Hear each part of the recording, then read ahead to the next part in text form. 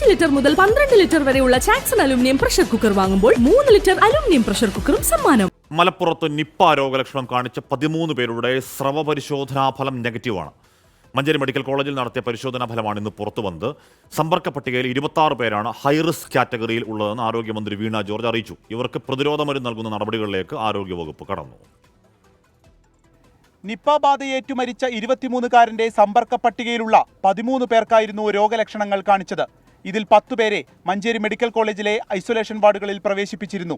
തുടർന്ന് മഞ്ചേരി മെഡിക്കൽ കോളേജിൽ വെച്ചു തന്നെ നടത്തിയ സ്രവ പരിശോധനയിലാണ് 13 പേരുടെയും ഫലം നെഗറ്റീവായിരിക്കുന്നത്. മരിച്ച രോഗിയിൽ നിന്ന് വൈറസ് ബാധ ഏറ്റിട്ടുണ്ടെങ്കിൽ 8 മുതൽ 10 ദിവസങ്ങൾക്കിടയിലാണ് തീവ്ര രോഗലക്ഷണങ്ങൾ കാണിക്കുക. സമ്പർക്കത്തിലുള്ള 104 പേർ ഹൈറിസ്ക് കാറ്റഗറിയിലുണ്ടെങ്കിലും ഹയസ്റ്റ് റിസ്ക് കാറ്റഗറിയായി ഇതിൽ 26 പേരെ ആരോഗ്യവകുപ്പ് വേർതിരിച്ചു. 13 സാമ്പിളുകൾ പരിശോധിച്ചത് നെഗറ്റീവാണ്.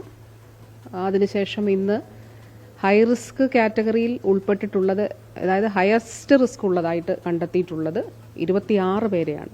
ഇത് സംബന്ധിച്ച് നിലവിൽ ആശങ്കപ്പെടേണ്ട സാഹചര്യമില്ല. ഒരു രോഗവ്യാപനമില്ല എന്നുള്ളത് ഉറപ്പാക്കുന്നതിന് വേണ്ടിയിട്ടാണ് നമ്മൾ ശ്രമിക്കുന്നത്. നിപ ബാധിച്ച പ്രദേശത്തിന്റെ 3 കിലോമീറ്റർ ചുറ്റളവിലുള്ള വീടുകളിൽ ഫീവർ സർവേ ഇന്നും പുരോഗമിക്കുകയാണ്. സമ്പർക്കത്തിലുള്ള ഒരാൾക്ക് പനിയുള്ളതായി ഇന്നലെ സർവേയിൽ കണ്ടെത്തിയിരുന്നു. റിസ്ക് കാറ്റഗറിയിലുള്ള കൂടുതൽ ആളുകളുടെ സാമ്പിളുകൾ ഇന്ന് മഞ്ചേരി മെഡിക്കൽ കോളേജ് ലാബിൽ പരിശോധിക്കും. 24 മലപ്പുറം.